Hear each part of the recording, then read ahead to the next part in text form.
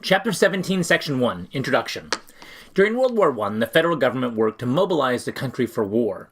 At the same time, tensions arose as the need for national unity was weighed against the rights of Americans to express their opposition to the war. In 1917, many Americans viewed the nation's entry into World War I as the commencement of a great adventure. Others saw it as a noble or heroic cause that would give the country a chance to demonstrate its courage. President Woodrow Wilson's call to help make the world safe for democracy appealed to America's sense of idealism. Many shared the president's belief that this would be the war to end all wars. A young recruit named William Langer enlisted to fight in the war because, as he described it, here was our one great chance for excitement and risk. We could not afford to pass it up. Henry Villard felt the same. He eagerly followed incidents on the battlefields of Europe, reading newspapers and discussing events with friends.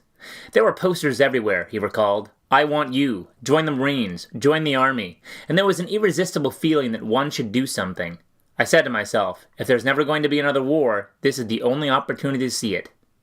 In 1917, Villard got his chance when a Red Cross official visited his college looking for volunteers to drive ambulances in Italy. Many of Villard's friends signed up, although he knew his family would protest, Villard said. I couldn't just stand by and let my friends depart. After securing his family's reluctant consent, Villard enlisted and soon headed out for combat duty.